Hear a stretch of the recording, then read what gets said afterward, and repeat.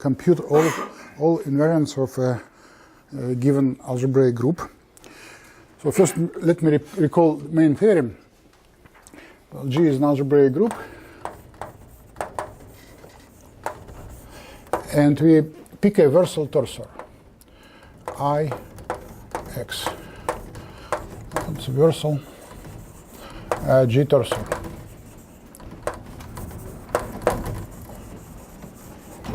For example, you can take EG to BG.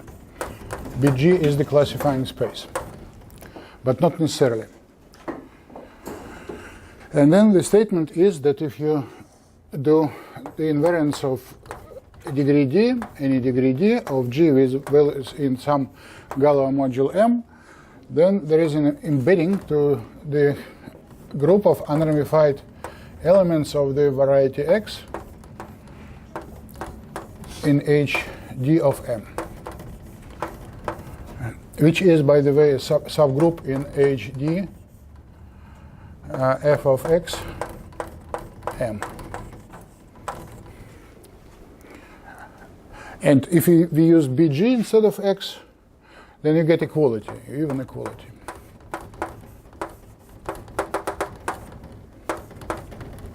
Isomorphism. Well, but the point is that BG is sometimes more complicated than some, well, a versal torsor you can cook easily in certain cases. So the strategy is you find the versal torsor with X as simple as possible, and then you compute this guy, and then for every element try to understand whether it comes from the group of from some invariant. That's the strategy. And we know that this group is easy to calculate if X is a affine space or projective space, or sometimes rational variety, like you delete from the affine space certain number of hyperplane or divisors, then still you can compute this cohomological group. Well, here's the specific example. I assume that characteristic of the field is not 2.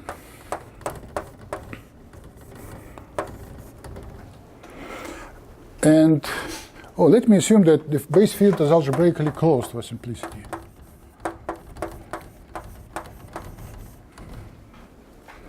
At least we don't have constant invariance, because all cohomology group of degree higher than 0 of an algebraically closed field is trivial.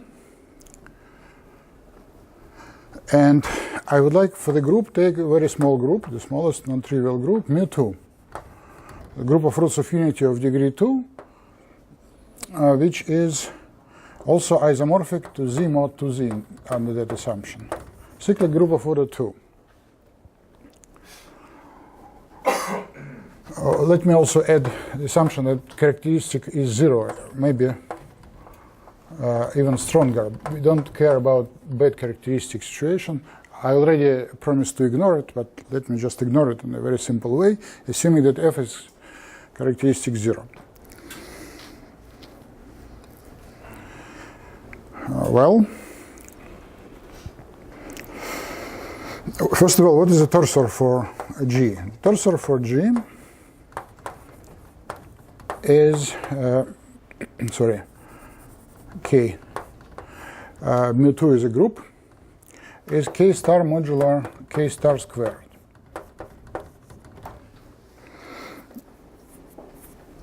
And we have the identity map to itself.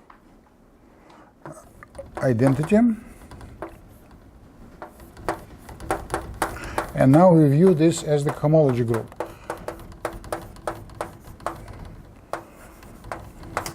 Well, now mu2 plays two roles in this example. It is a group G on the left, and here is the module M on the right. It's a very specific case, and in that case, this identity map is an invariant of degree 1. And we probably should call this invariant somehow. Let's call it the identity invariant.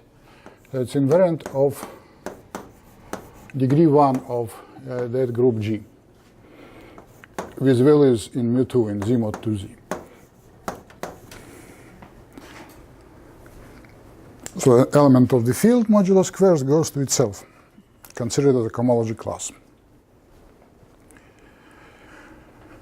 And of course we have the, degree 0 invariant 1, constant invariant, when you send every torsor to this one in cohomology group H0, whatever field, Z mod to Z, it is Z mod to Z. So this is the constant invariant. And I claim that the group of all invariants of all any degree of G, Z mod 2Z just consists of these two invariants, 1 and A. And there are no other ways to assign a cohomology class to an element in the field non-zero modulo squares. Well, we first of all need to find the versal torsor. So here is the versal torsor. I consider the usual action of mu2 on the GM, which is just the affine line minus 0. So just multiplication by plus minus 1. Okay, and then we should understand mu m modulo mu2, but it is just simply the map from GM to itself, because GM modulo mu2 is isomorphic to GM with respect to the square map. So this map takes t to t squared. So this is the torsor E, and it's the base. They are the same in that example. And of course, on every fiber, mu2 acts. Every fiber consists of 2 points, and G, the group G, mu2 interchanges the points in the fiber. So it's a versal torsor because GM is an open set is in the affine space. And remember that when you take an open set in a affine space, you get a versal torsor. You don't get EG, BG because there is an extra requirement to have the complement which we delete of codimension at least 2. Here we delete just 1 point in A1. It's only codimension 1. So it's not really a BG. So we use the first statement about just the embedding. So not, in principle, not every element in this group may come from an invariant. But let us compute A0 GM now. X is GM. H D M. In fact, we computed this. I think, well, M is Z mod to Z already. Well, of course, it is equal to just Z mod to Z when D is 0. But when D is 1, I recall that in the function field of GM, which is f of t is a parameter square star, you have the function t, which gives an element in f of t star modulo squares, which is h1 f of t, well, mu2. Well, we have this particular element of degree 1 in the cohomology. And we proved that A0 is just generated by this element. So it is a cyclic group of order 2 generated by this class. when D is 1. And in fact, since F is algebraically closed, one can see that there is nothing else in higher degree.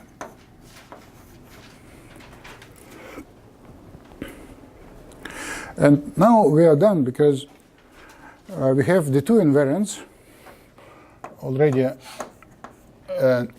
We know them, and we essentially have two elements, non-trivial. One element coming from here, the identity, 1 bar, and the other one is the class of the function t, which is unramified everywhere but 0.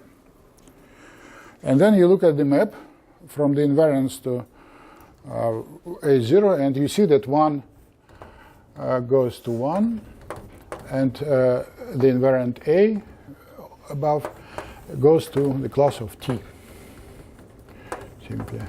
So the claim is proved because we know that this is injective. In fact, you get equality here.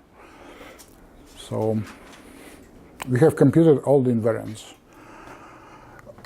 In a similar fashion, you can compute the invariance of the group G, which is now a product of several copies of mu2. mu2 cross mu2 n times.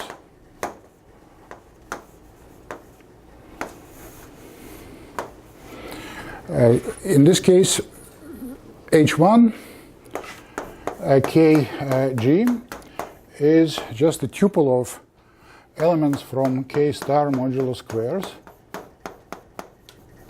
All right, K star modulo squares n times. So before we have only one copy and we have one invariant, now we have n invariants. So let me write A1, A2, AN, the corresponding invariants in inf1, G, Z mod to Z. Well, coming from the corresponding projection. So we can project to one of the mu2s, use the first example. Or in other words, the invariant picks up one of the terms in this tuple. And then the statement now, which can be proven similarly, that inf star, so now, in other words, invariance of arbitrary dimension of this group Z is the set of all possible products. I didn't say before, but if you look at the cohomology of arbitrary degree of any field with coefficients in Z mod to Z, it is a ring, graded ring. With respect to the product which is called cup product in cohomology. So I'm going to use this cup product. I write the product of those invariants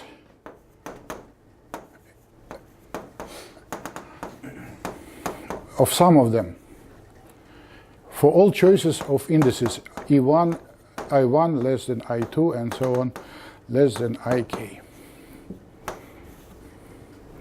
And of course, such an invariant is in degree K. So the total number of invariants is, of course, 2 to the n, the number of choices of subsets in the set of n elements. And we have invariants of degree 0, 1, up to n.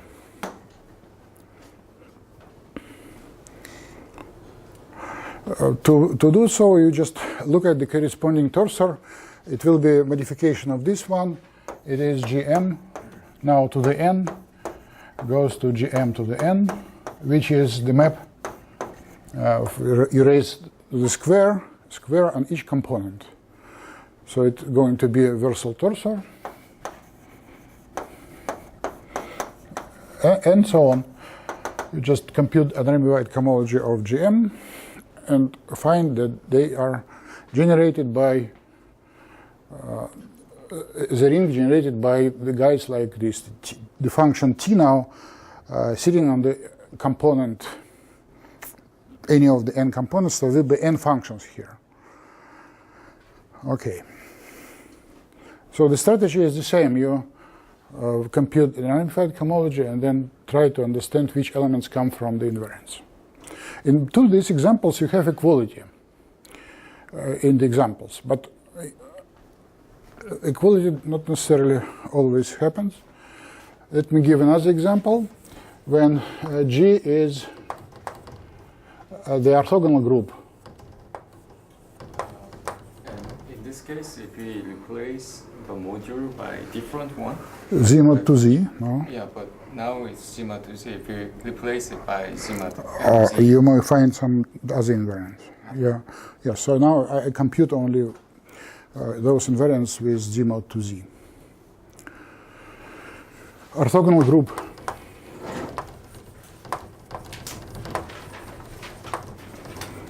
of the quadratic form, the sum of squares. Q is the sum of squares.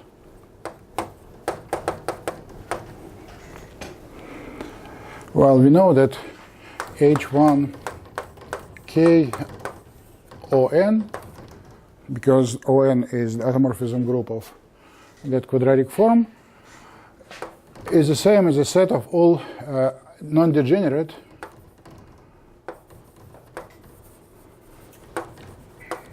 quadratic forms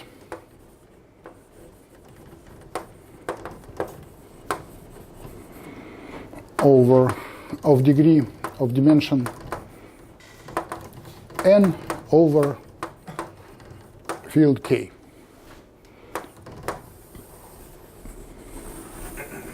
I still assume that field F is characteristic 0 and algebraically closed for all other examples.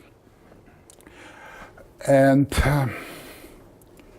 let me also recall that every quadratic form is diagonalizable. So it is isomorphic to AI xi square. So here we have the coefficients 1 for that form, and any form is isomorphic to form like this, where the coefficients are non-zero because the form is non-degenerate. So again, you see that every form is given by n parameters. Each of them is non-zero.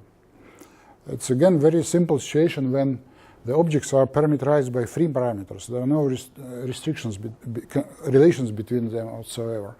So we can take the same classifying space, like for the gm to the n. Take for x gm to the n. So this is a classifying variety in the sense that every quadratic form is parameterized by an element, by a tuple of the AIs from that variety of tuples of non-zero elements. And again, we see that the invariance of the group G, the orthogonal group now, still with values in Z mod to Z, is a subgroup in A0 that X is H whatever Z mod to Z. And we know that this is a group of all possible products Ti1, Ti2, Tik,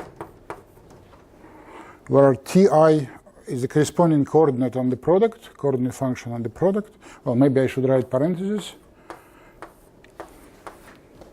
For all possible indices, I1 minus I2, less than I2, less than Ik. But in that example, it turns out that not every element here comes from an invariant. The thing is that the form,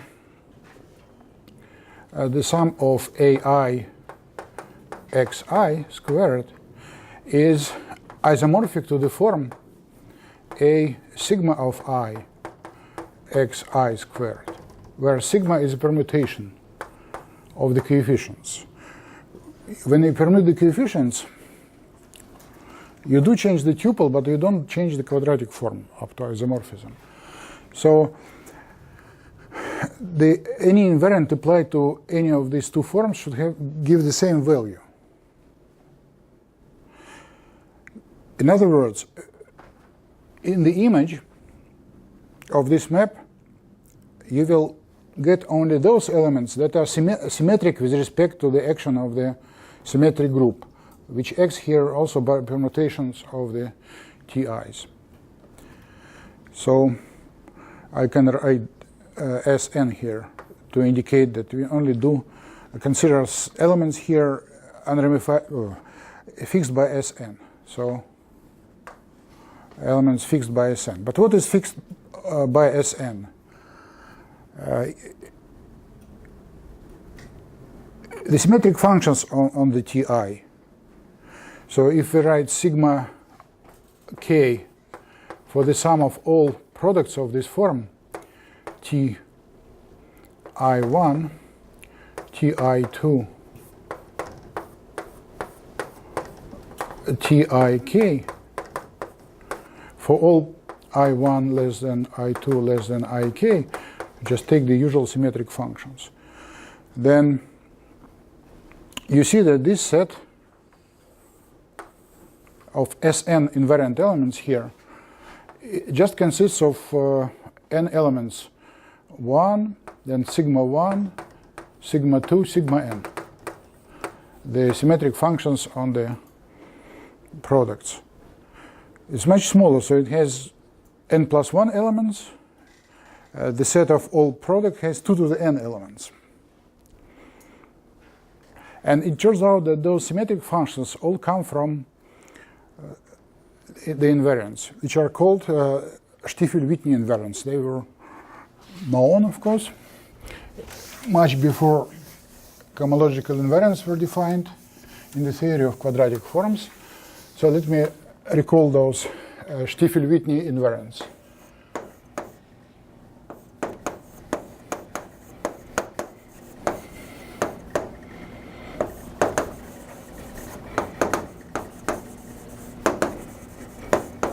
Of a quadratic form. You take a quadratic form, you write it as a sum of squares with the coefficients, form of degree n, and you define now for every k from 0 to n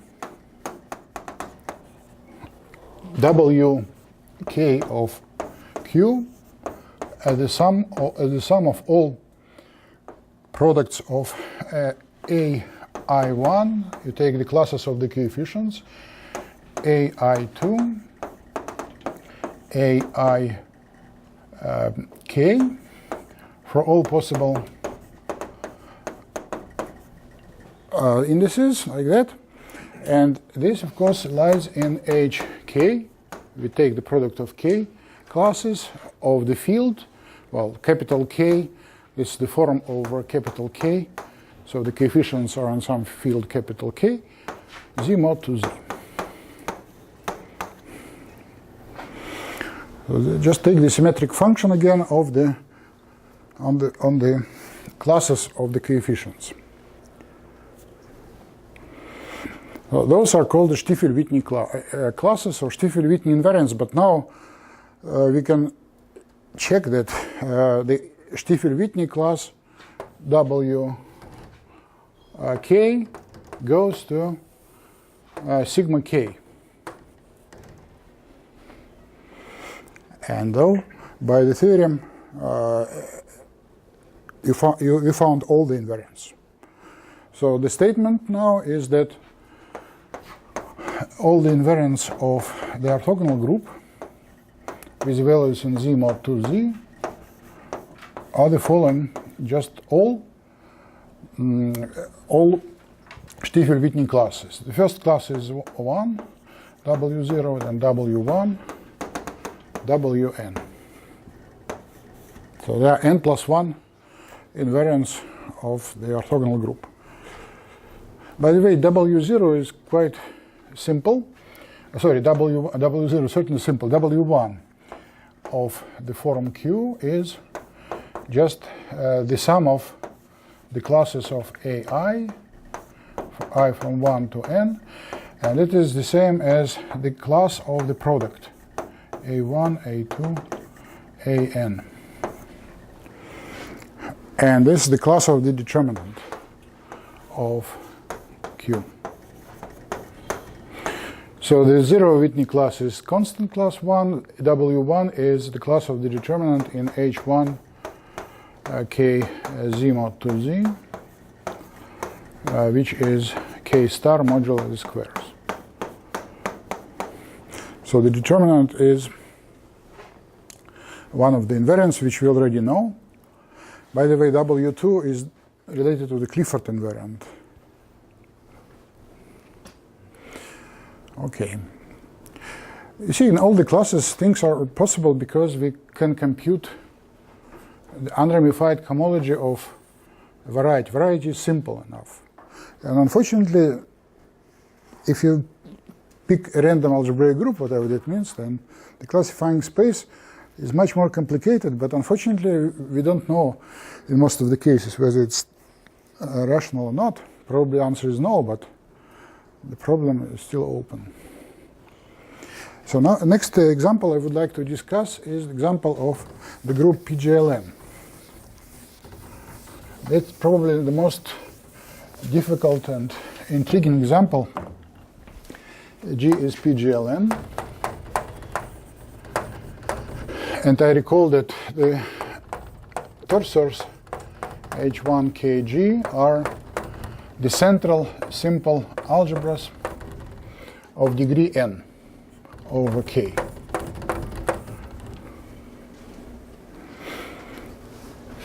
So if you have an algebra in this class, then it is dimension n square algebra. The center of A is F, and it is simple means that it has no non-trivial two-sided ideals. Simple, no non-trivial ideals.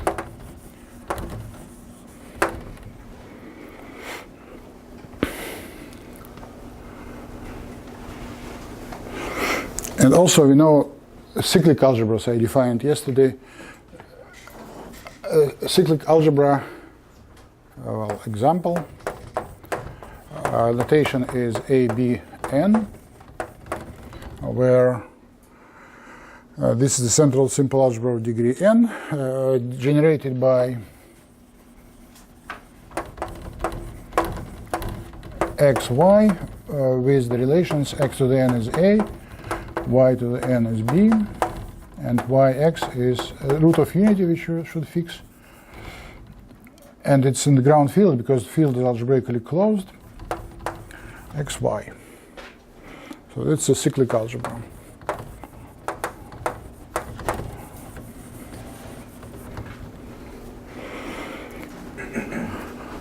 Okay, the problem is to understand the invariance of PGLN with coefficients. Well, then you can let me do Z mod NZ. Now,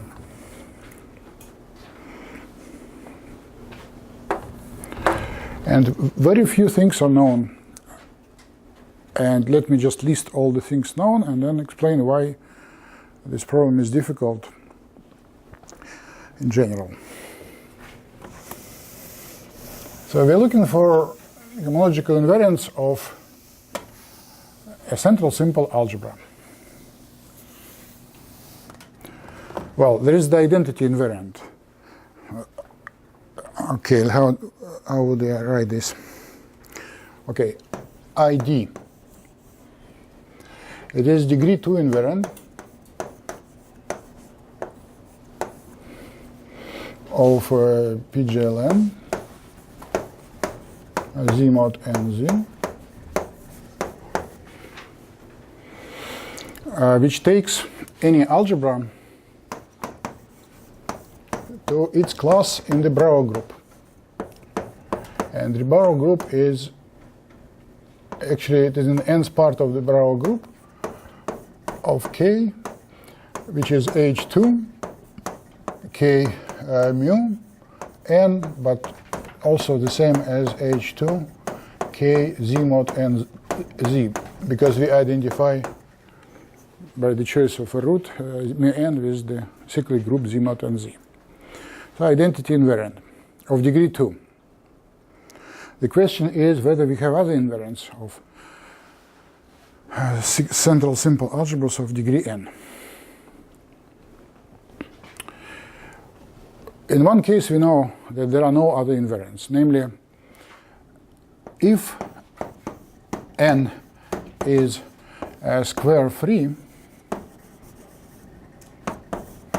so it's not divisible by a square of a prime integer, then the group of all invariants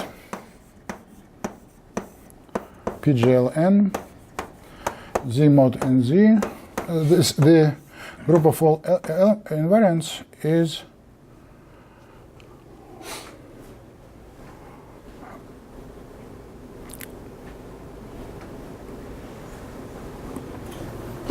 generated. Well, I probably said some nonsense when I said, sorry, I go back to this question, to this example. Of course, it is a group generated by those guys, which each of them is of order 2.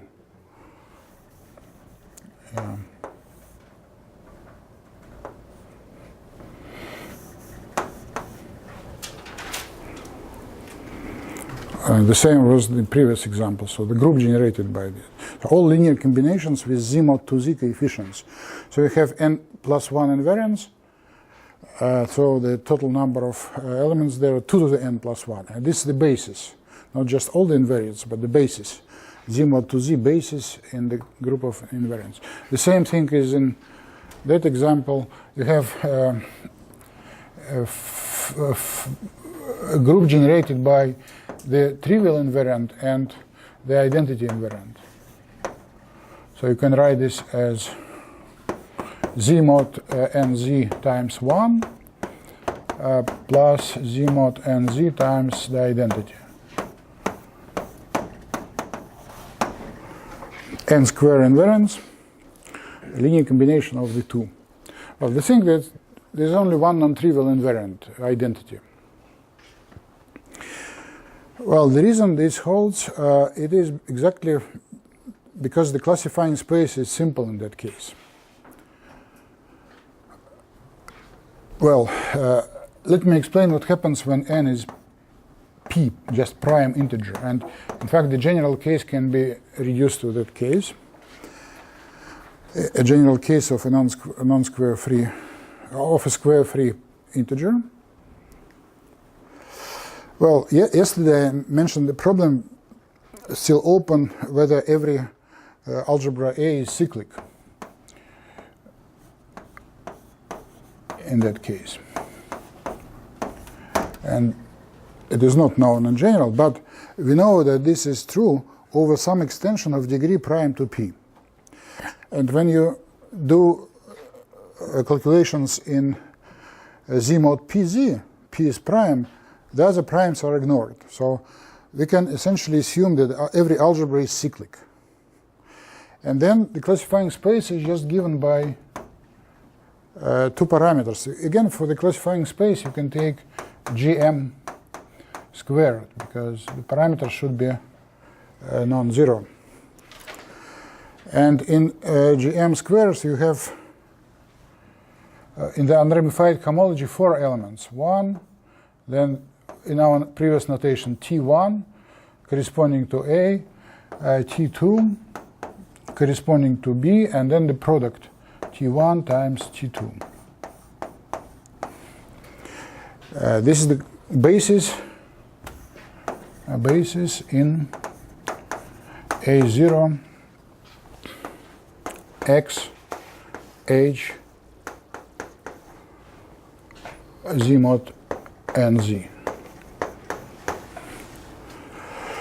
And then you somehow show that these guys don't appear in the image at all. So the only elements appear in the image of the map from the invariance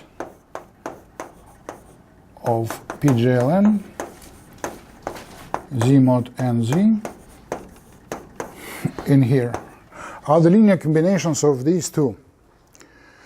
But the product of two classes is exactly the cup product of A and B, the product of A and B, and this is the class of the algebra, in fact. And we get the identity invariant of the algebra. So we do have inclusion, which is not equality, and in the image we see that you get a combination of these two. So we have essentially the two invariants, the identity invariant and the constant invariant and the identity invariant. That's why it holds. Again, the main point is that the classifying space is sort of a classifying space is very easy. You just need to give two parameters. Okay, there's one more case when the classifying space is known to be a good one, rational, stably rational. The case when n is equal to 4. N is 4. It's a harmonic. Proved that the classifying space B PGL4 is stably rational.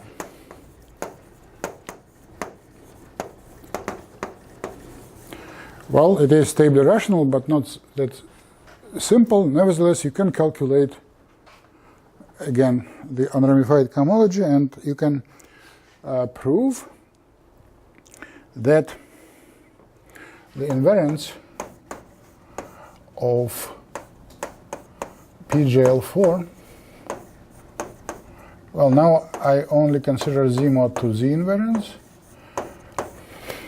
is generated as a vector space with the following basis. Well, the constant invariant of degree 0, the identity invariant of degree 2, and one more invariant appears.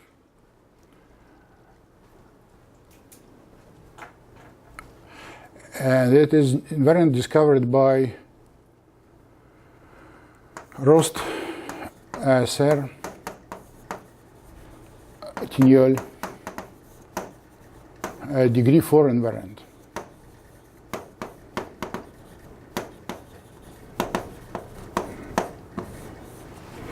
So there are degree 0, 2, and 4 invariant.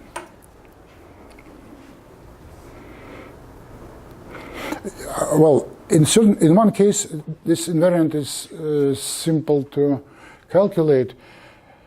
So if the algebra A is a product of two cyclic algebras of degree 2, two quaternion algebras then, CD. So each of degree 2, when you tensor product, take the tensor product, it will be of degree 4. So this algebra goes to the following class under this Rost-Ser Tignol invariant to the cup product of all these four guys, to the product of all these four classes in H4. Z mod to Z.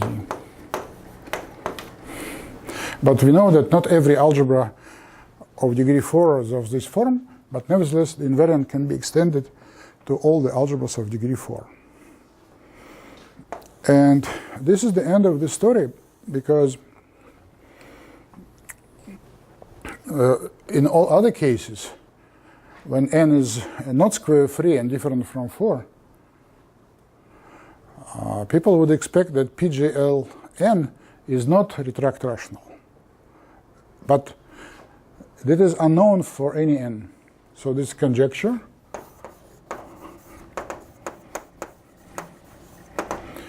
if n is not square free,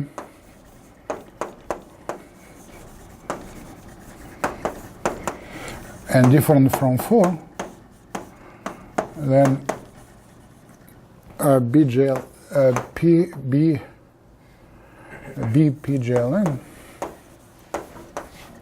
is not a retract rational variety.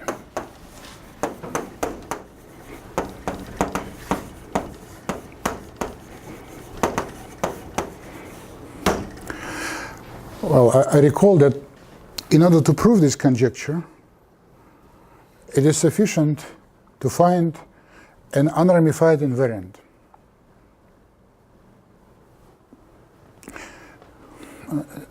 It suffices to find a non-trivial and unramified invariant of any degree.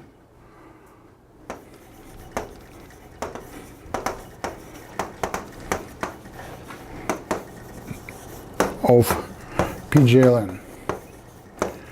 But the thing is that we don't know of any other invariants, essentially. So there are no new invariants. And maybe as a first step, it would be nice just to search for some new invariants, like Rosser-Tignol invariant of degree 4, in degree 4. So the question is completely open. So no more conjectures, no even partial results in that direction. So what is the smallest integer which is here, non-square free, different from 4?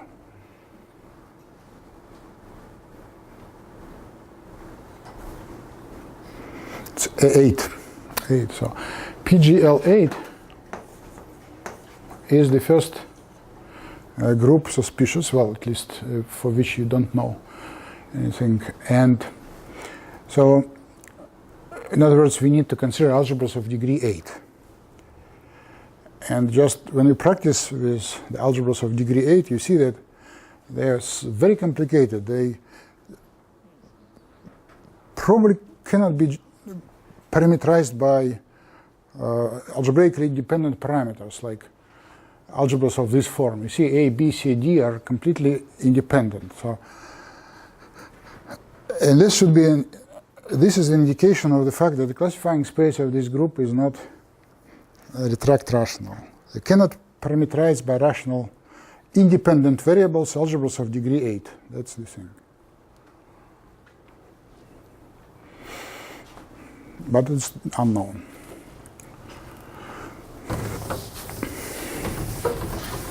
Well, I would like to modify the group a little bit.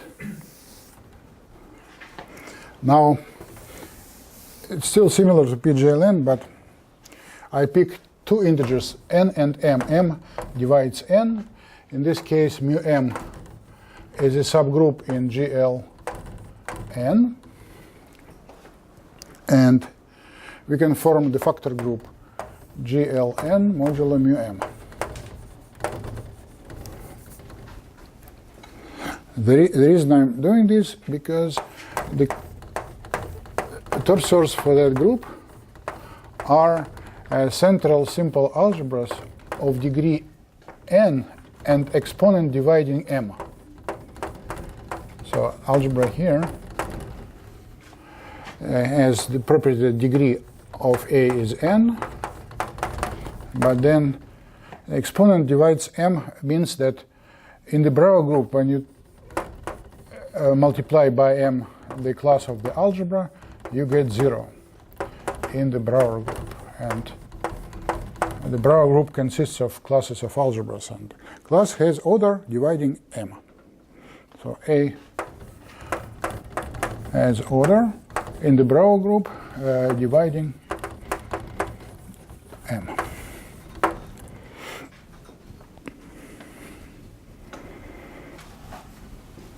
Well, again, very few cases are known when the classifying space for that group is stably retract rational, and in the other cases people think that the answer should be negative, but again no result is known. I can actually say that no connected group not only of this form, connected algebraic group over algebraically closed field is known such that the classifying space BG is not a retract rational variety.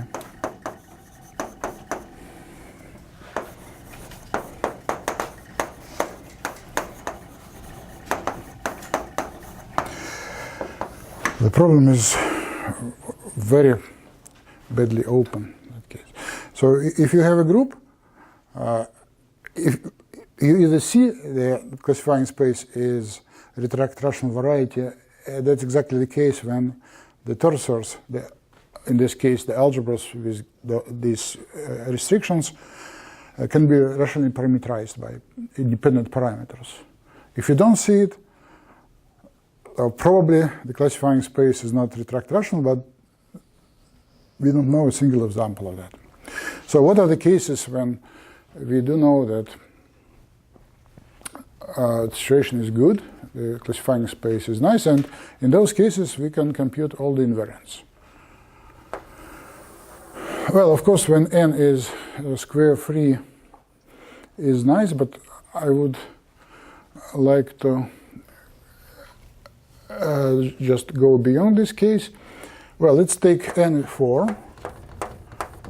We know that for PGLN everything is good, and m is 2. Algebra of degree 4 exponent 2. The theorem of Albert I mentioned yesterday says that any algebra is of this form. So any algebra A is a product of two quaternion algebras.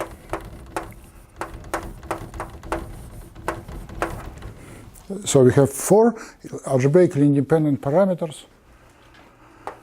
So the invariance can be easily calculated again using the classifying space Gm to the 4. So it is a vector space with the basis 1, the constant invariant. Then the identity invariant is the class of the algebra, degree 2 invariant, and then you can take the product of these two symbols. So you take AB, CD. It is degree 4 invariant. So the basis consists of 4 elements: degree 0, degree 2, degree 4 invariant. Nothing else.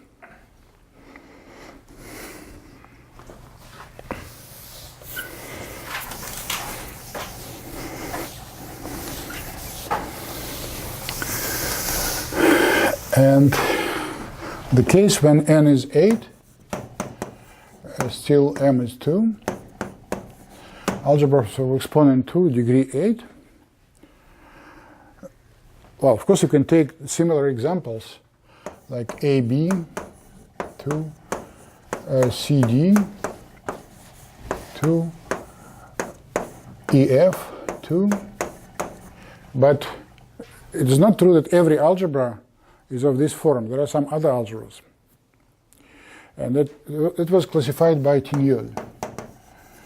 Tignol showed that if A is an algebra with these parameters, so degree 8 and exponent 2, then not the algebra itself, but the algebra of matrices of 2 by 2 sides over A, so algebra of degree 16, is isomorphic to the tensor product of 4 quaternion algebras.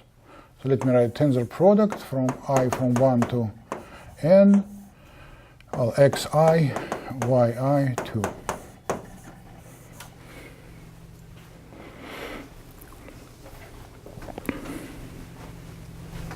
Well, the first algebra also satisfies this. The matrix algebra of this guy will be the tensor product of 4 quaternions. So that's a general description. And from this description, it is not clear that the problem is rationally parameterized. Such objects, because the xi's and yi's are not free variables. The condition that the tensor product of 4 algebras in fact, is the algebra of matrices. So a priori, it's not obvious that it is parameterized. But if you go through the proof of Tignol to the construction, you will see that you can rewrite those xi and yi in such a way that the new formula will involve only independent parameters.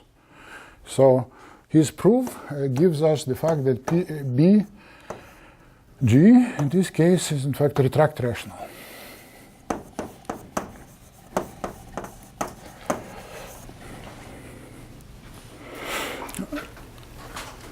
So there is a hope to classify the invariants, and in fact, one can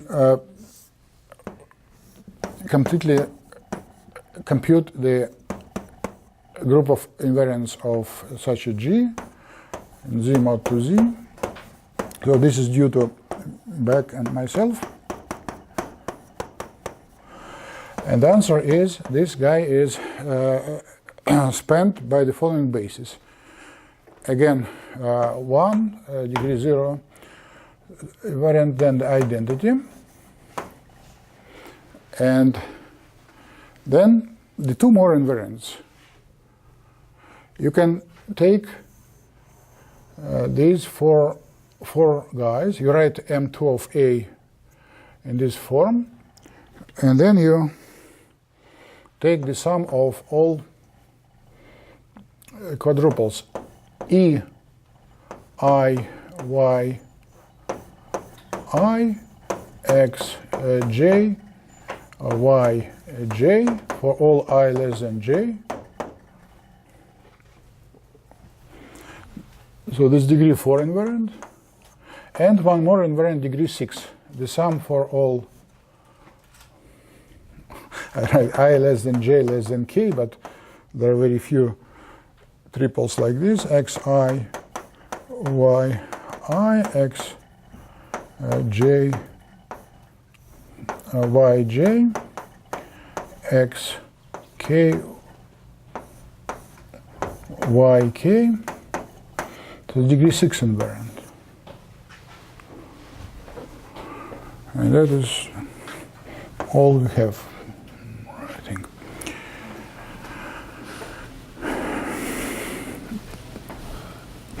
Well, there are two things here. First of all, one has to prove that those invariants do not depend, the way you write it, the answer doesn't depend on the choice of the xi's, yi's. This representation is not unique, of course. And secondly, that any invariant is is a linear combination of these four. And I guess beyond this result, nothing is known. So the next interesting case would be for the group GL8 modulo mu4. So algebras of degree 8, which are quite complicated, but now of exponent 4. Maybe these things are easier. No one knows. But algebras of degree 8 exponent 2, those are rationally parameterized. But exponent 4, we don't know. And of course, the invariants are not known for this group.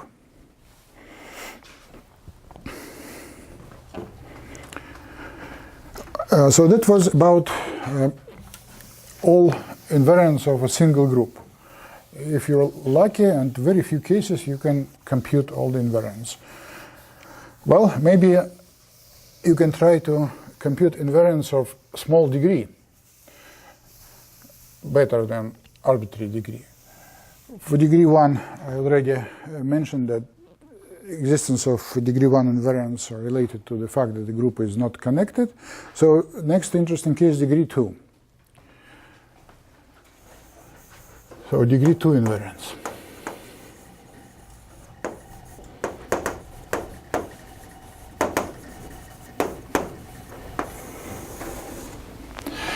I will be interested in the invariance of degree 2 of G with coefficients in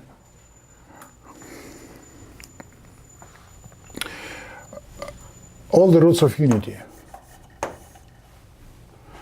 And for our assumption, all the roots of unity form the divisible group Q mod Z, right? Isomorphic to Q mod Z, the choice of roots of unity. So the same as invariance of G in Q mod Z.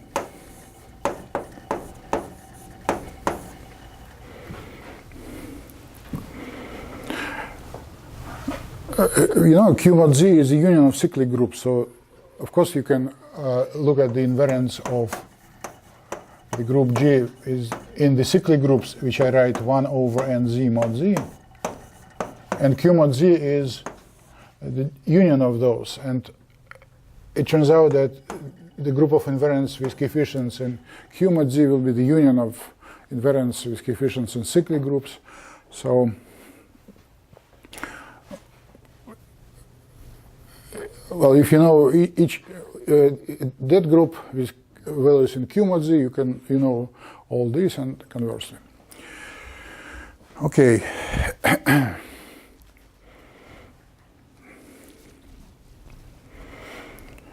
We used Galois homology so far for fields, but there is a generalization of Galois homology to arbitrary varieties, which are called Untitled homology. So if X is a variety over F, then one can define homology, Untitled homology,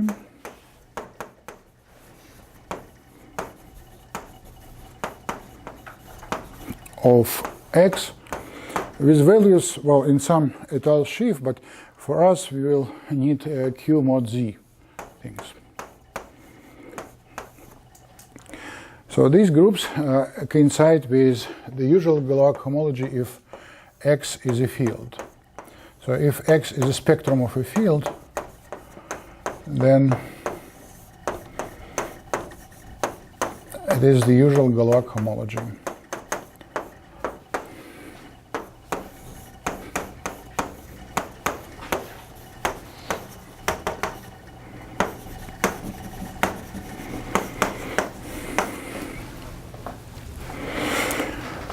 So given a group G, we can take a versal torsor as usual, or maybe I just take the EG-BG torsor.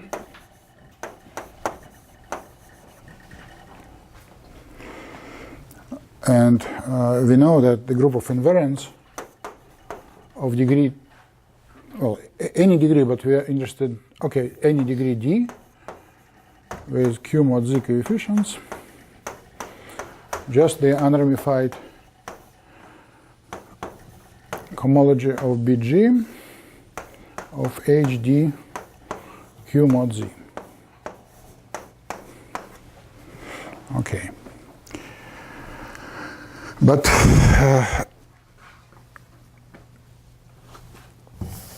I recall that this is a subgroup of HD, the function field of BG, Q mod Z.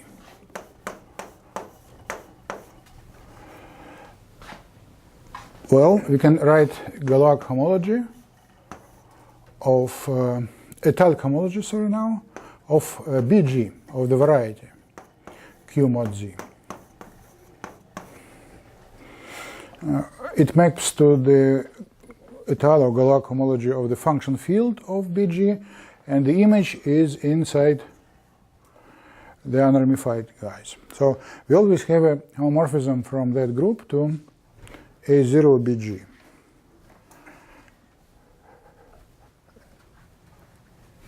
So sometimes you can compute this group.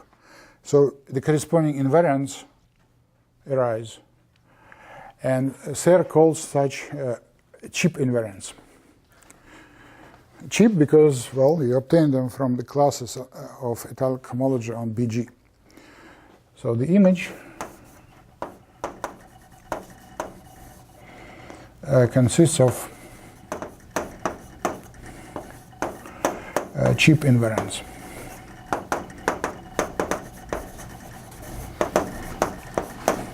The name probably shows that not every invariant is cheap, and the answer is yes. Even this map, so this map in general is neither injective nor surjective. But when D is small, it is isomorphism. Namely, when D is 2, exactly in our situation, a fact from Untitled Cohomology shows that every invariant is cheap. So inf2 GQ mod Z, and these are the invariants in the Galois group, in the Brouwer group. Second cohomology group is a Brouwer group, is the same as this group or that group. H2 et al. BG Q mod Z. And in fact, this is known as the Brouwer group of BG. Brouwer group of BG. So you just need to calculate the Brouwer group of BG to find out all the invariants of degree 2 of the group G. I don't know of any simple formula for arbitrary G, but I know how it looks in the case when G is finite. So example, G finite. And what is the Brouwer group of BG? It's by definition this group. Okay. But again, it can be also explained in terms of Azumai algebras instead of central simple algebras, but just the definition. G is finite. What is the group of degree 2 invariants?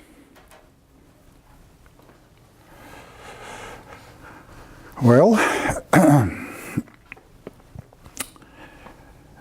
let me recall that we have the Brouwer group of any field, and let's take a field extension of a field extension with the Galois group G. So let L over K be a field extension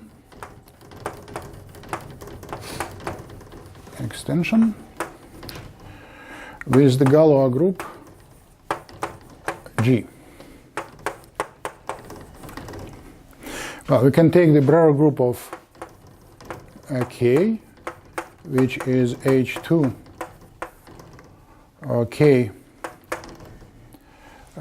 Q mod Z, or roots of unity. Then the mapping to the Brouwer group of L to the Brouwer group of H2 of L Q mod Z.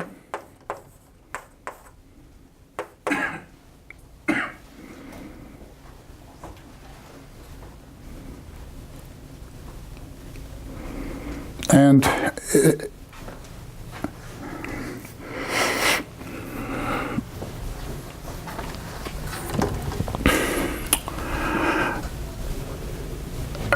the kernel of this map, the kernel, is H2 G, and you don't write Q mod Z, but you write L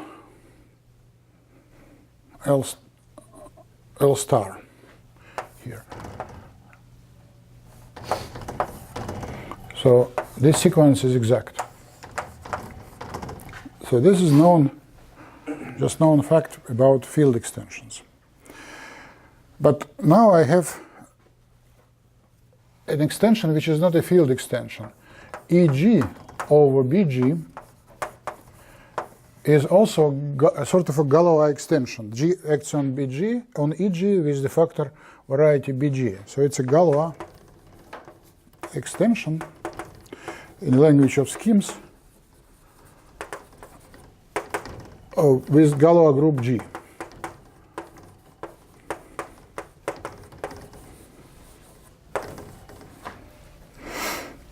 And I would like to write a similar exact sequence. And in general, for any Galois extensions of varieties, such simple sequence doesn't exist, but in one case it exists. In the case when the Picard group of EG is trivial, and that's the case. Remember, EG is an open set. It's an approximation of the space open set in some affine space, V. And for the affine variety, the Picard group is trivial, and so it's trivial for the open set in the affine space. Under that condition, you have a similar exact sequence. You have the Brouwer group of BG, the Brouwer group of EG, and the kernel is H2, G, and here we have to write the functions, regular functions on EG star 0. But again, EG is a very simple thing. It's open set. It's even more than that. The codimension of the difference is at least 2. So when you have an affine space, the only invertible functions are the constant functions. When you delete the divisor, of course, you may get more invertible functions. But when you delete something of codimension at least 2, you don't get new invertible functions. Still, every invertible function is constant. So this is F star. Every invertible function is constant because it's of level 2 approximation, at least. Brouwer group of the affine space, again, is trivial, and for codimension, well, for level 2 approximations, it is trivial also. Okay, with collecting some classical facts, you see that the Brouwer group of BG is just H2.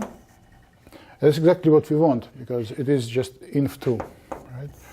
Inf2 of G Q mod Z. H2G F star. Remember, well, first of all, G acts trivially on F star, and F was algebraically closed. Then, of course, the roots of unity mu, which is we identify with Q mod Z, is a subgroup in F star. And the factor group F star mod mu is uniquely divisible. Uniquely divisible. Any element is an nth power for any n, uniquely up to roots of unity. The uniquely divisible groups have trivial Hayek homology. So you can replace F star by mu or by Q mod Z.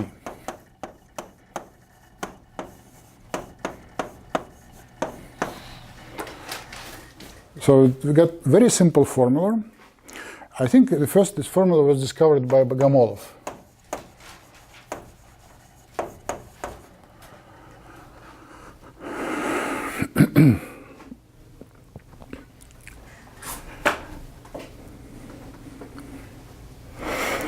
Okay, we can even simplify this one. Remember exact sequence 0, Z, Q mod Z. 0. So again, for the middle term, which is uniquely divisible, homology trivial, so H2 of the last term will be H3 of the first term. It is H3 GZ. It's a classical third integral group of G, and for particular group G, it can be easily calculated. So let me write the formula. The invariance of degree 2 of any finite group is the same as H3 GZ. Okay. And then we would like to apply this calculation to the Noether problem. So M. Noether posed the following problem.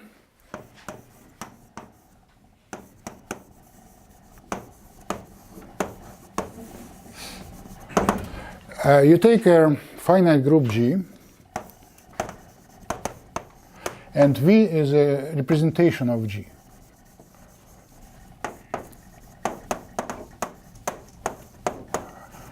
well, it's a vector space V on which the group G acts linearly, and we assume it's faithful representation. So every non-trivial element of G acts non-trivially. It's faithful representation. Then we can take the polynomial ring over F. It's a polynomial ring of functions on V, and this is the quotient field of the polynomial ring, f of V. So if we choose a basis of V, of n vectors, this will be a polynomial ring in n variables, and this is the rational function field in n variables. And we still have action of G on all these rings. And f of V, of course, is purely transcendental. It's a rational function field in n variables. The other question was whether the field of rational of G invariant elements, so those are G invariant functions, over F is also purely transcendental.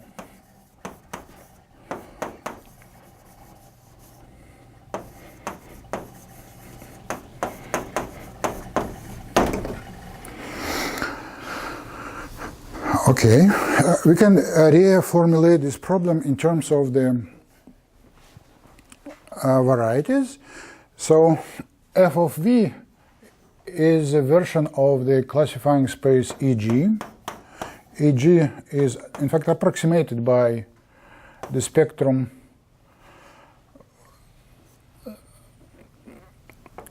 okay, let me write like this, f of V, so it's a fine space.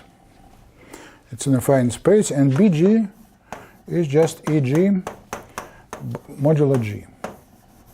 Taking modulo G means just taking the invariance on the functions.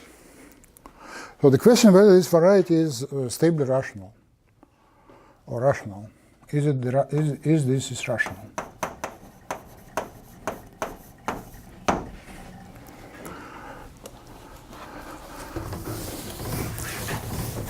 So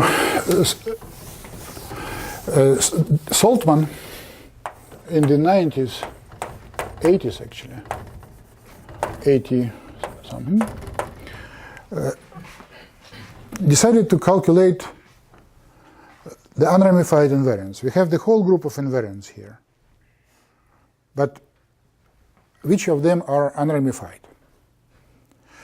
And he proved that the unramified invariants of degree 2 Q mod Z, of course, form a subgroup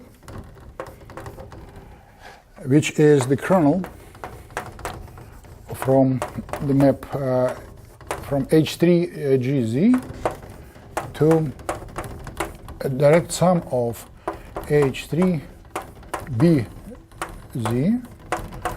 where B is a bicyclic subgroup of G. Bicyclic subgroup.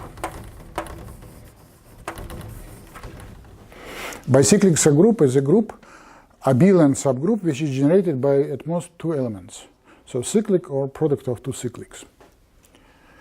So all classes which have trivial restrictions, and it's a restriction map to all bicyclic subgroups, form a group of unramified invariants. And then he tried to calculate this group for certain groups. Well, he took P groups. G is a P group and P is prime. In fact, when P is odd. And he found one, I guess, of order P to the 8, but then for which this group is non-trivial. Then people improved this, and there is a group G of order P to the 5, such that this group is non-trivial.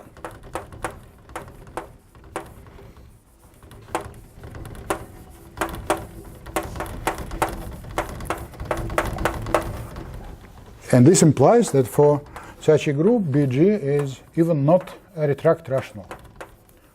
It's certainly not rational. And this disproves the Noether conjecture.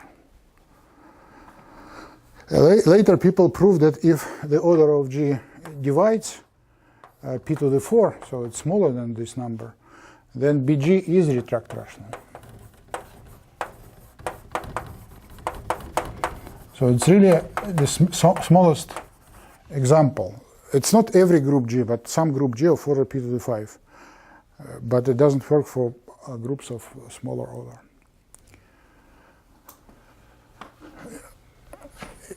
That was the first example, I think, of the use of unramified cohomology, unramified invariance.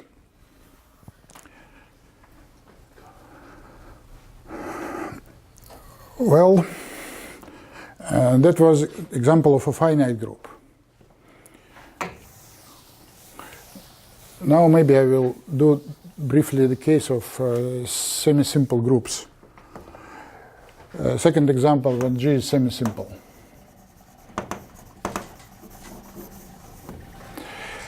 Then we have the following picture. We have the exact sequence C, G tilde, G1, where the middle group is simply connected cover. Simply connected cover of G. And C is a central subgroup, finite central subgroup. A typical example is 1 mu n, SLN simply connected, and then PGLN 1. Well, we would like to understand degree 2 invariance of G. Well, let's write C star for the characters of C. Some homomorphisms from C to the group GM. And you take any character, say high. Then you can do the following diagram: C, G tilde, G1, and then C goes to GM by the character high. And then you take the push out. So you find some group G1, then G will be the same, and we have such a commutative diagram with a unique group G1.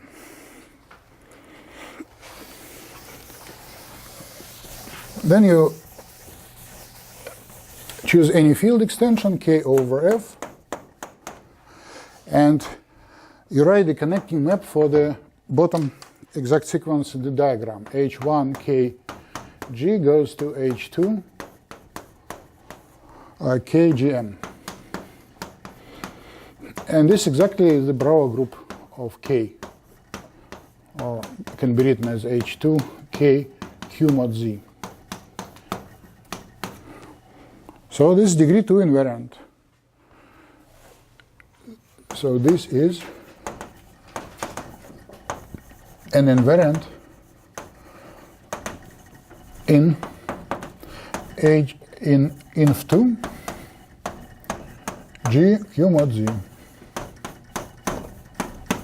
So it depends on the choice of the character. We started with the character and we build an invariant. So what we have done is a map from the group of characters to the group of invariants.